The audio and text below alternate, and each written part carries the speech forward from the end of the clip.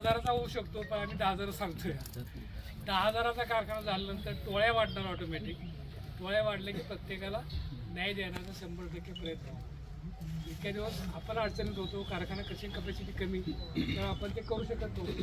त्यामुळे कृपा करून ही जी लोकांच्या डोक्यात शंका आहे, ही शंका दूर करावी. भविष्यामध्ये 100% सगळ्यांना न्याय दिला जाणार आहे. परवाचं फक्त एक उत्तर द्यायचं मला.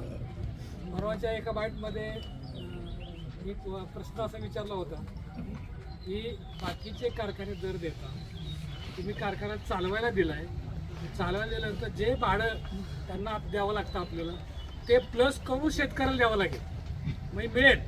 जर कारखाना आपण चालवला, त्यांनी प्रश्न मांडला आहे, जर आपण ते भाडं ते त्यांना आपल्याला देतात, म्हणजे प्लस होणार का आपल्याला. समजा तुम्हाला 31 रुपये मिळतंय, तर त्यांना शहराला काय भाडं द्यावं लागतं, ते वजा करून 32 रुपये द्यावं लागतील.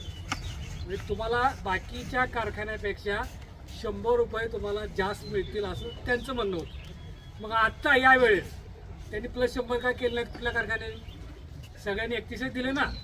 आपल्याचा हिशोब केला असता भाड्याचा विचार करून, त्यांनी 32 द्यायला पाहिजे होतं, तेव्हा आपला 31 झाला असता. तेव्हा विनाकारण काहीतरी आरोप लोक करतात, कारखाना चालवायला दिला म्हणून आपल्याला 100 रुपये कमी मिळतात, जास्त मिळतात, असं डोक्यात अजिबात नाही. खरं कारखानदारी सध्या साखरेचे दर आणि होणारा सगळा खर्च याचा विचार केला तर कारखानदारी तोट्यात.